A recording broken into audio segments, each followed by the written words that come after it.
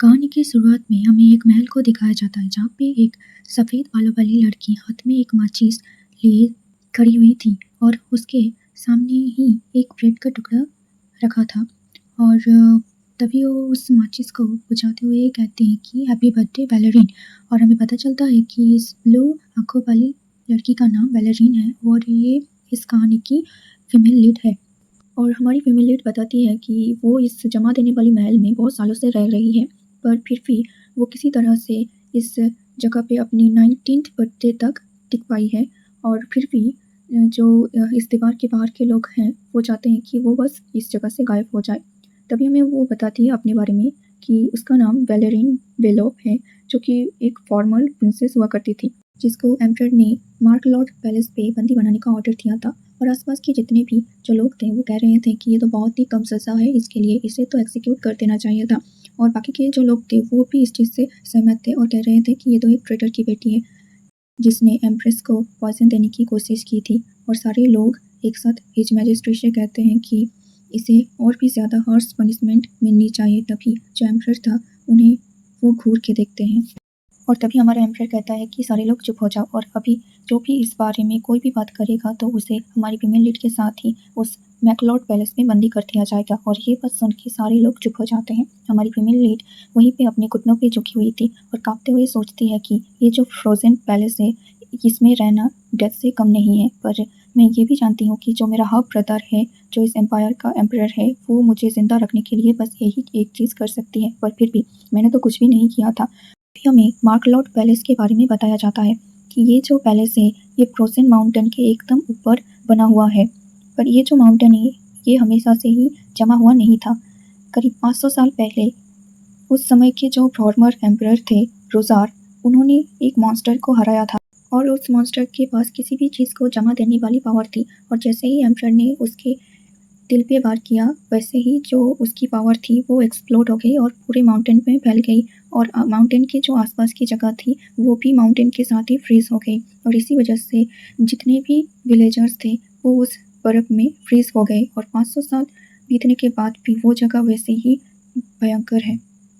और हमारी female lead बताती है कि मुझे इस पैलेस में कैद करना भी इनफ नहीं था। मेरे अंदर वो जो मॉन्स्टर था उसकी जो पावर थी हर चीज़ को फ्रीज करने वाली वो भी मेरे अंदर आ गई थी। तभी सीन प्रेजेंट में आती है और हमारी फीमेल लीड अपने आप से ही सवाल करती है कि मेरी ज़िंदगी इतनी ज़्यादा अनफॉर्चुनेट क्यों है। अगर गॉड सच में इंसानों से प्यार करते हैं तो उन्होंने मेरे साथ ऐसा क्यों होने दिया। और उसकी लाइफ से भी क्या ही उम्मीद करना जिस लाइफ में उसने कभी भी वार्मथ को फील ही नहीं किया। एक पर्सन जो बिना किसी वार्मथ के सर्वाइव भी नहीं कर सकता। पर फिर भी मैंने इतने सालों से बिना किसी होप और एक्सपेक्टेशन से जिंदा रही और मेरी जो ये 19 बर्थडे है उसमें मेरी जो आखिरी विश है वो यही है कि मैं इस दुनिया से चली जाऊं। और हमारी फीमेल लीड अपने ही मैजिक से कुछ बर्फ के टुकड़े बनाती हैं और कहती हैं कि यही सबके लिए सही होगा। और वो अपने ही उस बर्फ के टुकड़ों से अपने ऊपर वार कर लेती है। तभी हमारी फीमेल लीड अपनी आखिरी सांस लेते हुए कहती है कि ये बहुत ज़्यादा ही वार्मथ है और वो गॉड से प्रे करते हुए कहती है कि डियर गॉड, अगर कोई भी इस दुनिया में इस आइसोलेट जगह की बातें सुन रहा है तो प्लीज़ मेरी प्रेयर सुने और अगले ज़िंदगी में मुझे एक ऐसी जगह पे पैदा करे जहाँ पे ठंडी ना हो। तभी अगले सीन में हमें कांच टूटने की आवाज़ सुनाई देती है और हमारी फीमेल लीड अपनी आंखें खोलती हुई देखती है कि उसके सामने उसकी मॉम चिल्ला रही थी उसके ऊपर। और वो हैरान होकर सोचती है कि मदर, उसे लग रहा था कि शायद आंखें बंद होने से पहले उसकी जो पास्ट मेमोरी है वो उसे दिखाई दे रही है। और अभी हमारी जो फीमेल लीड की मॉम है वो गुस्से में कोई चीज़ को अपने हाथ में पकड़ती है और हमारी फीमेल लीड के ऊपर देखते हुए कहती है कि तुम्हारी जैसी लड़की को पैदा ही नहीं होना चाहिए था। और ये कहते ही वो उस चीज़ को ज़मीन पे फेंक के मारती है और वो चीज़ टुकड़ों में बिखर जाती है। हमारी फीमेल लीड शॉक और डिसअपॉइंट होकर सोचती है कि मेरी आंखें बंद होने से पहले जो मोमेंट मेरे आंखों के सामने फ्लैश होना था वो यही मोमेंट क्यों है। और वो ये भी सोचती है कि जो मेरी लाइफ का फाइनल मोमेंट है वो भी उसका शांति से नहीं गुजर रहा है। तभी उसकी मॉम कहती है कि ऐसे विक्टिम की तरह एक्ट करना बंद करो। और तभी वो अपनी मुट्ठी बंद करते हुए चिल्लाते हुए कहती है कि जब भी मैं तुम्हारी चेहरा देखता हूँ तो मुझे लगता है कि मैं हेल में जी रही हूँ। और वो बहुत गुस्से वाली आंखों से हमारी फीमेल लीड को देख रही थी। हमारी फीमेल लीड बताती है कि मेरी मॉम, जिनका नाम एलिशा है, जो फॉर्मर हाई कॉन्सर्ट हुआ करती थी, पर उनके अंदर जो ग्रीड था वही उनका डाउनफॉल का कारण बना। और जब मेरा हाफ ब्रदर थ्रोन को सक्सेस किया और एम्परर बना तब मेरी माँ को बिना किसी चीज़ के निकाल दिया गया और उन्होंने हर चीज़ का ब्लेम मेरे ऊपर लगा दिया। और तब मैं बहुत ही ज़्यादा छोटी थी, इसी वजह से मैंने भी मान लिया था कि इन सब में मेरी ही गलती है और मैं बिना किसी कंप्लेंट के हर एक चीज़ सहने लगी थी। तभी वो सोचती है कि मैं कितनी ही ज़्यादा बेवकूफ़ थी। अगले ही सीन पे हमारी फीमेल लीड शॉक हो जाती है जब वो देखती है कि उसकी माँ बहुत ही गुस्से में उसकी तरफ देख रही है और कहती है कि जब मैं तुमसे बात कर रही हूँ तो तुम्हें और भी ज़्यादा अटेंशन देना चाहिए। ये कहते ही उसकी मॉम उसे थप्पड़ मार देती है और हमारी फीमेल लीड बहुत ही ज़्यादा हैरान होकर सोचती है कि अभी मुझे दर्द हुआ पर मैं तो मर गई थी ना। तभी वो अपने दिल को महसूस करती है और देखती है कि उसके हाथों से रोशनी निकल रही है और वो सोचती है कि ऐसा कैसे हो सकता है, क्या मैं पास्ट में वापस आ चुकी हूँ और मेरी जो फ्रीजिंग करने वाली एबिलिटी है वो भी मेरे पास है। तभी उसके ख्यालों को तोड़ते हुए उसकी माँ उससे कहती है कि लगता है अब मेरी बेटी भी मुझे नीची नज़रों से देखने लगी है। और हमारी फीमेल लीड वहीं पे बैठी हुई सोचती है कि अगर ये मेरी पनिशमेंट है तो ये बहुत ही ज़्यादा ही क्रूएल है। और तभी उसकी मॉम उसे दोबारा से मारती है और उसे मारने की आवाज़ सुनाई देती है। तभी हमें बाहर का सीन दिखाया जाता है जहाँ पे एक येलो हेयर वाला लड़का जा रहा था जिसकी आंखों का रंग भी येलो था और उसे भी वो आवाज़ सुनाई देता है। तभी सीन चेंज होता है और हमें एक पास्ट का सीन दिखाया जाता है जहाँ पे एक मेड अपने हाथों पे एक म्यूजिक बॉक्स लिए खड़ी हुई थी और वो मेड बताती है कि ये हिज मैजेस्टी द एम्परर की तरफ से एक गिफ्ट है। तभी हमारी फीमेल लीड की मॉम कहती है कि क्या ये मिलार्ड ने भेजा है और तभी हमें पता चलता है कि जो एम्परर है उसका नाम मिलार्ड है।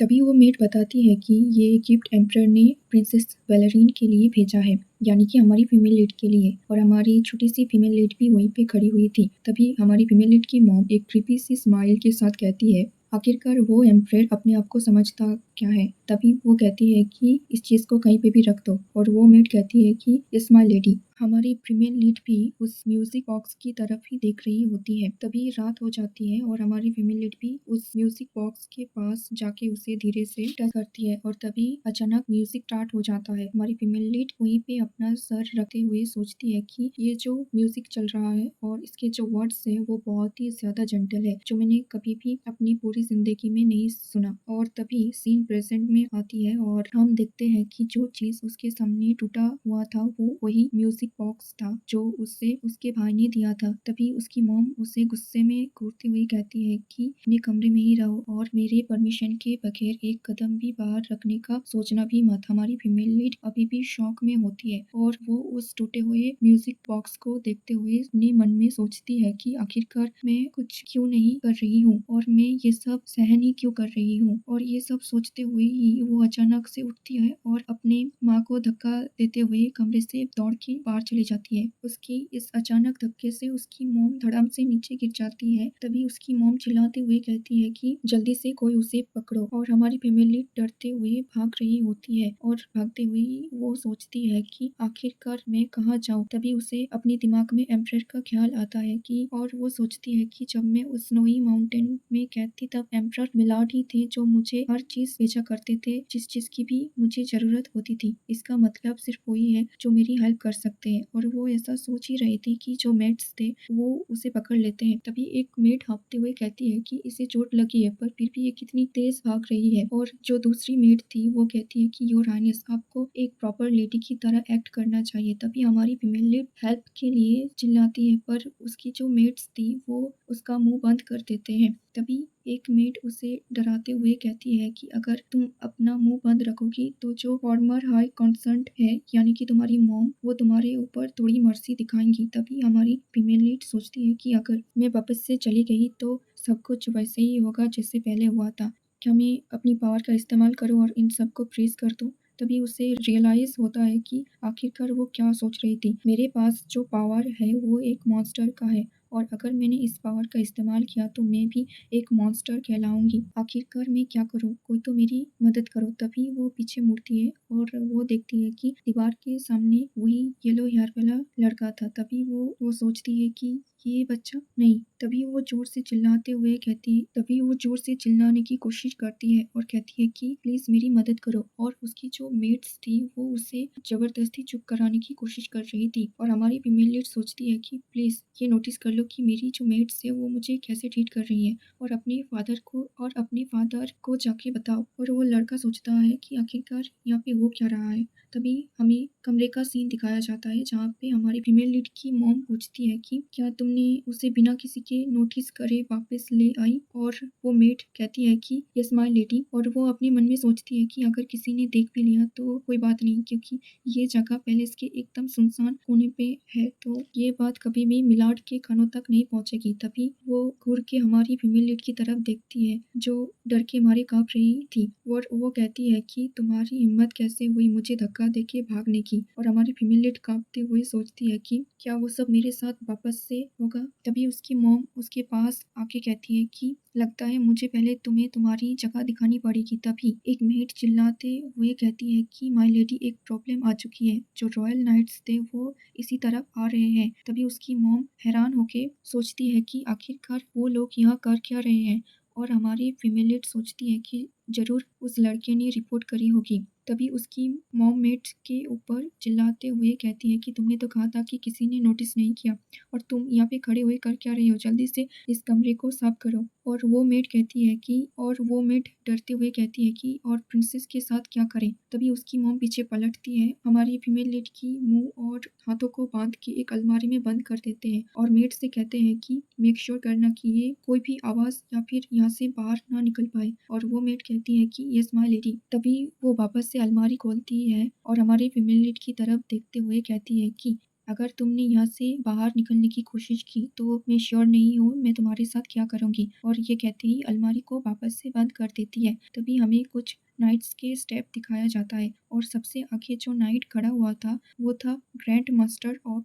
The royal knights Bruno Leoman. और वो हाई कॉन्सर्न एलिशिया को ग्रीट करते हुए कहती है कि मैं होप करती हूँ कि आप ठीक है। और हमारी फीमेल लीड की मॉम कहती है कि हेलो सर ब्रूनो, बहुत दिन हो गए आपसे मिले हुए, और पूछती है कि आखिरकार एम्परर के नाइट यहाँ पे क्या कर रहे हैं। तभी सर ब्रूनो कहते हैं कि एम्परर के ऑर्डर पे प्रिंसेस को चेक करने के लिए वो लोग आए हैं। तभी वो एक क्रीपी सी स्माइल के साथ कहती है कि मुझे नहीं लगता कि मेरी बेटी के साथ उसका कोई अच्छा संबंध है। और ये सुन के सर ब्रूनो कहते हैं कि मैं सिर्फ एम्परर के ऑर्डर्स फॉलो कर रही हूँ माय लेडी। तभी वो एक केयरलेस चेहरा बनाते हुए कहती है कि मैं समझ सकती हूँ, पर तुम देख सकते हो कि वो यहाँ पे नहीं है, और अपने एम्परर से कह देना कि वो अपने एटिकेट लेसन के बाद सोने चली गई थी। तभी सर ब्रूनो कहते हैं कि क्या आप एम्परर के ऑर्डर को फॉलो करने से मना कर रही हैं। हमारी फीमेल लीड की मॉम उसे घूरते हुए कहती है कि मैंने जो कहा वही होगा, और तुम लोग क्या चाहते हो कि मैं तुम लोगों की वजह से प्रिंसेस को उसकी नींद से उठाऊं। तभी सर ब्रूनो कहते हैं कि मैं तो बस एम्परर का ऑर्डर फॉलो कर रहा था। तभी